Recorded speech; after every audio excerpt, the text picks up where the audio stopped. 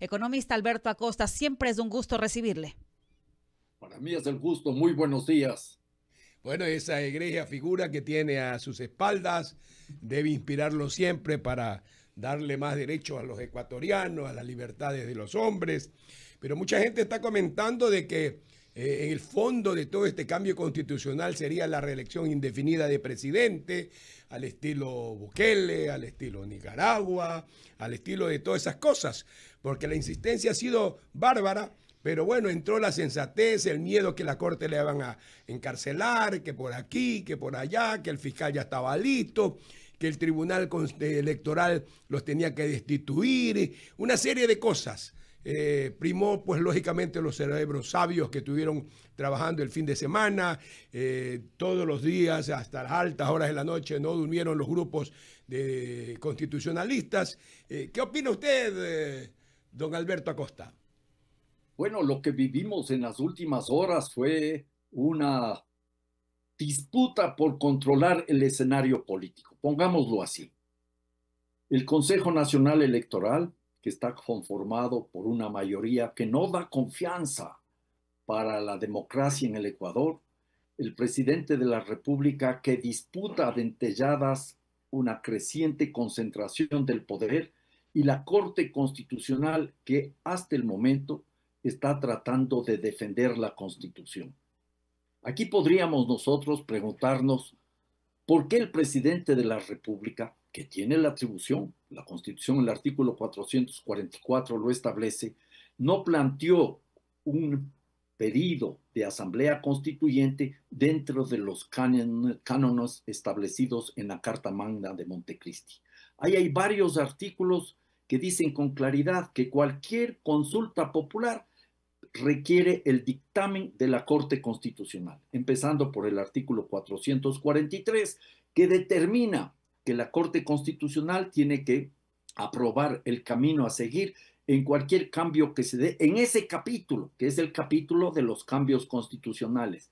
Enmiendas, artículo 441, reformas constitucionales parciales, artículo 442, nueva constituyente para elaborar una nueva constitución, artículo 444. Y el 443 norma eso. Además, el 438 establece como una de las actividades, de los deberes de la Corte Constitucional, el dictar fallos de constitucionalidad para cualquier consulta popular. Y el artículo que norma las consultas populares del 104 es muy claro.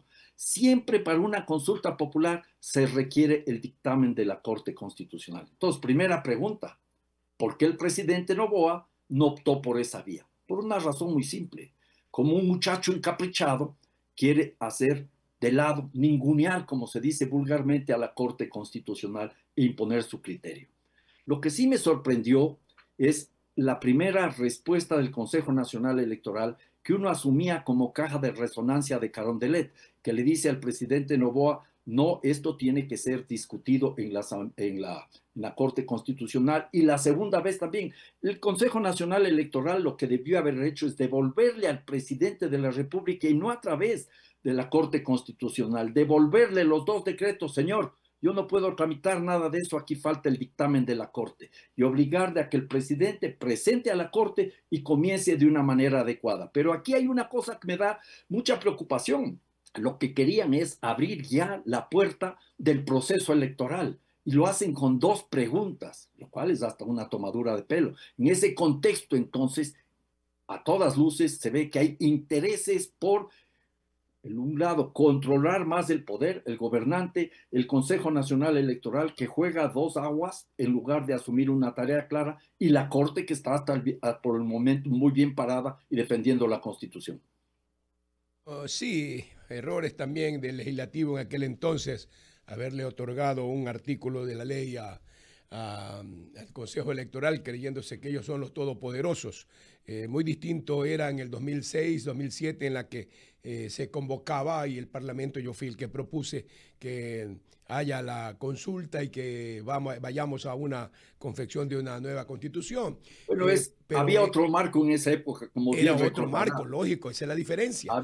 el artículo 283 que le autorizaba al presidente de la República convocar a una consulta popular con autorización del entonces Congreso Nacional. Habría que revisar los artículos 280, 281, 83 y 84, en donde se establecían mecanismos para el cambio constitucional. Ahí no había la puerta para ir a una nueva asamblea constituyente. Era mucho más laxo el manejo, pero eso es lo que se hizo en el año 2007. Ahora, en la actualidad, hay una normativa muy clara para introducir cambios en la Constitución, impulsados desde la ciudadanía, desde la Asamblea Nacional y desde el Ejecutivo. Incluso desde esas tres fuentes de poder se puede hacer un cambio de toda la Constitución con una nueva Asamblea Constituyente. Sí, definitivamente es así. Ahora todo está normado con la Constitución de Montecristi. Eso es real. Pero bueno, en todo caso, hemos accedido a discutir todo por el tema de la constituyente y nos hemos olvidado del golpe más fuerte, el diésel. ¿Qué opina usted? Bueno, el incremento del precio del diésel responde a presiones del déficit fiscal. Aquí aquello de que se quiere combatir el contrabando, de que se quiere dejar sin piso a la minería ilegal o al narcotráfico, está bien para el discurso, pero en la realidad es muy claro que lo que le mueve al gobierno nacional es cerrar la brecha fiscal. Lo mismo sucedió con la gasolina, no es hace mucho tiempo atrás. Por un tiempo se les dio algún subsidio a los taxistas, se acabó. Lo mismo va a suceder con el transporte pesado. Y si el pueblo ecuatoriano no da un estate quieto al presidente de la República, no se sorprendan que de aquí a muy poco tiempo más se meterá la mano en el precio del gas doméstico. Eso es absolutamente claro. No es que haya aquí el interés de mejorar el uso del combustible, no, no, no. Lo que se necesita es recursos para cerrar la brecha fiscal. Lo mismo sucedió con el incremento del IVA del 12 al 15% que se presentó como indispensable para combatir al crimen organizado. ¿Ya se le dio el incremento?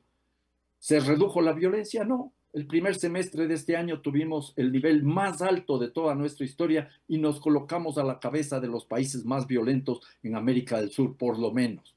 Y vamos a terminar el año con un récord adicional. Entonces, el hecho real y cierto es que aquí el gobierno, como lo hizo Lazo y como lo hizo Moreno, busca, como dé lugar, cerrar la brecha fiscal, esperando que el Fondo Monetario Internacional vuelva a prestar dinero y que quizás podamos colocar bonos en el mercado financiero internacional por la reducción de lo que se conoce como índice riesgo país. Aquí lo único que están es preocupados de cumplir con el Fondo Monetario Internacional, que en la práctica es atender las demandas de los acreedores de la deuda externa. Así de fácil, así de terrible. Pero definitivamente habrá que preocuparnos de la experiencia internacional. También usted como economista y permítame decirle politólogo también, politólogo social y cientista, en realidad el tema de Argentina es una gran lección para todos. Ganó Perón, el peronismo llamó a toda la unidad de los sectores de centro, inclusive de centro derecha, contra un gobierno que todo lo hacía con las empresas internacionales y por eso pues el gran golpe. En el Ecuador pudiera suceder lo mismo. Hoy día le hemos preguntado a la presidenta de la Revolución Ciudadana, que tuvimos la oportunidad de entrevistarla, de que si habría esa posibilidad y dice ellos que también llaman a una gran unidad. Ahora que de lo contrario nadie va a ganar, van a perder, porque el método de Home solo privilegia a dos partidos. ¿Qué haremos ahí en su sapiencia, doctor en economía, Alberto Acosta? Vamos por partes. Esperemos a ver cómo se pronuncia el pueblo ecuatoriano en su lucha por enfrentar a políticas económicas hambriadoras. Esa lucha es fundamental. Recién comienzan a aparecer algunas manifestaciones escaramuzas que espero y deseo se amplíen y sean pacíficas. Recogiendo el derecho a la resistencia, artículo 98, tenemos que protestar y reclamar. Ojalá se pudiera dar marcha atrás en el manejo del subsidio al diésel, lo cual no quiere decir, y lo digo categóricamente, que hay que mantener la estructura de precios como está, pero un ajuste de los precios de los combustibles tiene que darse sin afectar a los sectores populares y sin golpear brutalmente a las clases medias. Tiene que tener criterios ecológicos. el incremento del diésel, no lo tiene, el de la gasolina tampoco lo tuvo. Tiene que tener criterios productivos, no hay cómo golpear al aparato productivo así de la noche a la mañana. Tiene que tener criterios también energéticos, hay que trabajar con un poco más de inteligencia, una política de precios integral y por supuesto algunos criterios fiscales. Pero en ese contexto todavía tenemos otro tema que resolver. Supongamos que la Corte Constitucional da luz verde para la consulta popular para que se convoque a la Asamblea Constituyente. Allá puede haber una gran unidad, un no al gobernante autoritario y prepotente, que además es un sí a la Constitución de Montecristi, porque es un no cargado de positivismo. Y ahí coincido yo con la presidenta de la Revolución Ciudadana. O nos unimos o nos hundimos, pero una unión democrática en un espacio que sea nuevo, sin caudillos, sin que llegue un partido político a imponer las condiciones. Eso es fundamental. Y luego, si vamos a la Asamblea Constituyente, naturalmente con el método de Hong, es muy probable que hayan dos bloques en esa Asamblea Constituyente, los novoístas y los correístas. Y en este escenario no va a ser posible elaborar una constitución democrática, plurinacional, intercultural, participativa, amplia, diversa, todo lo contrario. Y entonces habrá que ver cómo se participa en ese esquema directamente y desde afuera. Yo propondré y sigo proponiendo la creación de comités para elaborar una constitución popular desde abajo para presionar. Y luego tenemos todavía la posibilidad de rechazar ese texto que sin lugar a dudas vendrá cargado de regresión de derechos, porque no solo estarán intentando la reelección indefinida, sino echar abajo gran parte de la economía popular y solidaria para favorecer a la gran empresa. En ese contexto todavía habrá cómo actuar, si lo hacemos unitariamente, para impedir que se apruebe esa constitución y mantendremos la constitución de Montecristi. Para 50 minutos, un abrazo cordial, economista Alberto Acosta Espinosa. Decía el abogado Almeida hace un rato que hay detrás suyo un cuadro inspirador. Aprovecho ahora para preguntarle, en aquel momento está el general allí de fondo, Eloy Alfaro, la figura del general Eloy Alfaro. Él decía, todo menos la dictadura. Todo menos la dictadura, señor. Este momento el Ecuador tiene que reflexionar en su conjunto para ver lo que nos toca, cómo actuar. El bloque del novoísmo y el bloque nacional, el bloque popular, el bloque nacionalista. Bueno, yo diría que hay que conformar una unión democrática nacional muy amplia, muy plural. Lo he dicho y repito. Tenemos muchas diferencias entre varios de los grupos que podrían estar conformando esa unidad democrática nacional. Y algunas diferencias son profundas, pero en este momento no son urgentes, no son acuciantes. Podemos dejar por un tiempo esas diferencias, unirnos en la defensa de la democracia, que se sintetiza en defender la Constitución de Montecristi. Lo cual no quiere decir que en la Constitución de Montecristi no se puedan hacer ajustes, pero estos personajes que están impulsando los cambios de constitución, no están empeñados en mejorar la Constitución de Montecristi, en ampliar derechos, en ampliar garantías, en establecer mecanismos de una democratización plena. Todo lo contrario, desde el principio estuvieron en contra. Recuerden ustedes cuando se aprueba la Constitución de Montecristi en las urnas, el 28 de septiembre del año 2008, un domingo. Al día siguiente comenzaron los ataques sistemáticos contra la Constitución, muchas veces orquestados por la gran prensa mercantil y los grandes grupos oligárquicos, y encuentran ahora con Noboa la gran oportunidad para darle el garrotazo final a la Constitución de Montecristi, por una razón muy simple. Esas personas no son tontas, de ninguna manera. Ellas saben muy bien que si el pueblo ecuatoriano se apropia, se empodera de la Constitución, sus privilegios están en peligro. Entonces, están en una estrategia muy clara. Los discursos están claramente elaborados. La Constitución de Montecristi es casi peor que las 10 plagas de Egipto. El crimen organizado, las violaciones, los delincuentes, culpa de la Constitución de Montecristi. Por favor, un poco más de seriedad. La calentura no está en las sábanas, los problemas no están en la Constitución. Luego, se oponen a ciertas cosas básicas de la Constitución, como es impedir la reelección indefinida, como es garantizar una adecuada redistribución de la tierra y el agua. Lean el artículo 282, el 318, que prohíbe toda forma de privatización del agua, todo lo que significan las consultas populares. No hay una sola carta magna en el Ecuador y quizás en el mundo entero que tenga tantos mecanismos de participación ciudadana. Consultas populares, consulta previa, libre e informada para pueblos y nacionalidades, consulta ambiental para toda la ciudadanía, consulta prelegislativa. Esos querrán echarse abajo, sin lugar a dudas. Quieren golpear a la economía popular y solidaria. El presidente manda un proyecto de ley que en una transitoria, la número 11, este proyecto de ley que creo que es de integridad pública, quiere que las cooperativas se transformen en bancos. Todo pensado en función de la gran empresa. Flexibilización laboral, o sea, precarización del trabajo, arbitrajes internacionales, echar abajo las consultas populares para favorecer la minería, etcétera. El etcétera es larguísimo. 54 minutos en Radio Morena, pero hay una preocupación, economista Alberto Acosta Espinosa, porque hace aproximadamente 2 meses dejó en el desempleo la política del gobierno de Daniel Noboa a más de 5,000 empleados públicos y sus familias. Y la pregunta es, en medio de esa decisión, vinieron algunos proyectos de ley con carácter económico urgente que puso a debatir el pueblo ecuatoriano ese tipo de leyes. Ahora ha tomado una decisión, también la eliminación del subsidio al diésel. Y en medio de esta discusión hay la propuesta de consulta popular, pero también de una nueva constituyente.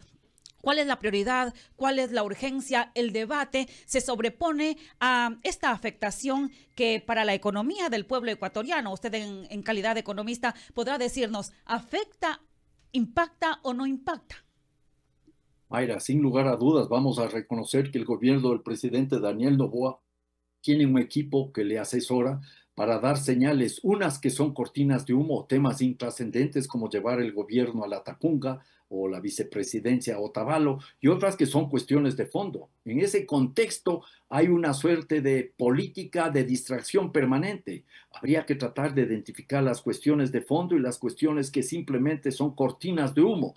Y en ese escenario hay que estar atentos a lo que representa, por ejemplo, el incremento del precio del diésel, que no va a provocar un proceso inflacionario sostenido, porque la economía ecuatoriana no aguanta más, pero sí va a golpear sobre todo a los sectores populares. Va a haber un incremento de las tarifas de transporte. Ya se les chispoteó al fin de semana que iban a revisar las tarifas del transporte. Claro, eso lo van a revisar ya el próximo año. Y no se olviden que si ellos quieren llegar a precios internacionales, y tienen como referencia el Perú, el precio del diésel podría estar llegando fácilmente a $4 por galón. El Perú ese es el valor, o sea que al Perú sigue el contrabando, lo cual es falso de que se va a combatir el contrabando con el incremento del precio del diésel. Luego tenemos en cuenta también, desde una perspectiva económica, lo que significan todas esas leyes, perspectiva económica y constitucional. Todas las leyes impulsadas desde mayo hasta la fecha tienen una base común de inconstitucionalidad, todas sin excepción. No se apegan a lo que manda la Constitución, artículo 138, que es la unidad de materia. Abordan cualquier cantidad de temas y todas están cobijadas como leyes de urgencia económica, cuando la mayoría de cuestiones no son económicas y si son económicas no son urgentes. En ese escenario, la Corte Constitucional está cumpliendo su papel. Ese escenario genera entonces tensiones. Y luego, supongamos que vamos a la consulta popular, que va a abrir la puerta a la constituyente y que vamos a tener la asamblea constituyente y que vamos a tener un referéndum revocatorio. ¿Cuánto va a costar eso? 60 millones por cada proceso electoral. Unos 100 millones de dólares por el proceso constituyente propiamente dicho. Y todo un ambiente de incertidumbre, lo cual pasa factura también a la economía, porque me imagino que algunos empresarios que no están pescando a río revuelto van a esperar con sus decisiones para realizar alguna inversión. Entonces, todo esto hay que tener en cuenta. Y a la cabeza de ese proceso está el señor Daniel Noboa, que está dispuesto a concentrar poder atropellando constitución, ley e incluso derechos humanos y derechos de la naturaleza. Doctor economista Alberto Acosta, el camino es la unidad, sería la unidad. En definitiva, no hay otra alternativa, sea por lo uno, por lo otro. Lo bueno es que la Corte Constitucional se ha mantenido firme, no ha cedido a las presiones ni a los temores, y eso es importante en este esquema de nueva Constitución de Montecristi. Ese es un tema que habrá que ver ahora. ¿Hasta cuándo se mantiene firme la Corte Constitucional? La Corte Constitucional tiene 20 días para pronunciarse. ¿Qué pasa si se pronuncia en 20 días? O que no dice nada, lo cual significa que avance el proceso electoral. Va a coincidir los dos procesos electorales, la consulta popular para abrir la puerta a una nueva asamblea constituyente y el proceso electoral de la consulta para dos preguntas. Una pregunta que me hago. O tendrán que unificar y postergar. Ese podría ser una solución, porque tener dos procesos casi simultáneos sería intolerable. Y tampoco sería constitucional forzar los tiempos para unificar los dos procesos constitucionales al 16 de noviembre. Son detallitos menores. Lo que cuenta aquí es cómo abordamos este momento histórico con responsabilidad, sin egoísmos, sin caudillismos, abriendo la puerta para una gran unidad democrática nacional. Insisto, o nos unimos o nos hundimos. Estamos actos entonces, economista Alberto Acosta Espinosa, ante la circunstancia, a no ignorar las situaciones del pasado, pero también estar actos para un futuro provisorio para la sociedad ecuatoriana. Entiendo yo ese llamado que están haciendo. He escuchado hoy en la mañana varios criterios y ahí podemos volver a citar un personaje inspirador, Juan Montalvo. Prepararnos para este desafío. Sin lugar a dudas. La sociedad que no conoce su pasado no está lista para el presente y menos para construir el futuro. Algo así decía con palabras mucho más inteligentes Juan Montalvo. Gracias por estar en Radio Morena. Yo les agradezco a ustedes, como siempre es un gusto. Les mando un abrazo y sigue pendiente la visita presencial. Bueno, le esperamos para tomarnos un buen café en nuestra tierra. Bueno, les agradezco de muchísimo. Montecristi. ¿Se recuerda? Me parece muy bien. Seguiremos luchando por Montecristi, la tierra del viejo luchador. Sí. Un abrazo cordial al economista Alberto Acosta Espinosa. Sí. Éxitos, 9 en punto de la mañana. Usted escuchó al economista Alberto Acosta Espinosa, expresidente de la Asamblea Constituyente. Esa asamblea que aprobó... cosas, ¿eh? Así es, esa asamblea que aprobó la Constitución que usted tiene en las manos, la Constitución del 2008. Sí, la tengo aquí media ya viejita. Es que tiene años trabajando con nosotros. Está trabajando muchos años aquí. Todos los días trabaja. Esta Constitución me la gané cuando yo era diputado del país, ¿no? Y yo tuve el privilegio de con él conversar allá mismo en Montecristi, entrevistarlo, hacer algunas notas. Por eso es lo brillante. Oiga, hay una cosa que celebro del economista Alberto Acosta, y lo digo públicamente, es la congruencia y mantiene su posición, posturas. Es coherente. Igual que yo sigo siendo el mismo, siempre. Él mantiene. Depende de la formación de uno, ¿no? Así es. Cada vez respetando más el pensamiento ajeno. Y eso es respetable porque con el tiempo uno puede hablar de la misma forma de esa persona. 9 de la mañana con 1 minuto. Usuarios de Ceibos y Mapasingue Norte de Guayaquil reportan repentinos cortes de luz, energía eléctrica y cortes. Mucha atención. Un corte de luz sorprendió a los ciudadanos de barrios del norte de Guayaquil como Ceibos y Mapasingue la mañana de hoy lunes 22 de septiembre del 2025. Reiteramos, varios barrios del norte de Guayaquil dicen que hay cortes de energía eléctrica. 9 de la mañana con 2 minutos. Estamos llegando a la parte final. Esto fue Morena Noticias, primera emisión. Nos despedimos de este primer espacio con el compromiso. Hay que ver cómo está la actualización, el tema de lo que han anunciado. Llega el 23, que es mañana, 23 de septiembre, pero se han anticipado algunos movimientos. Vamos a ver para informar la tarea permanente de Radio Morena, como también acercar este mensaje desde ATM.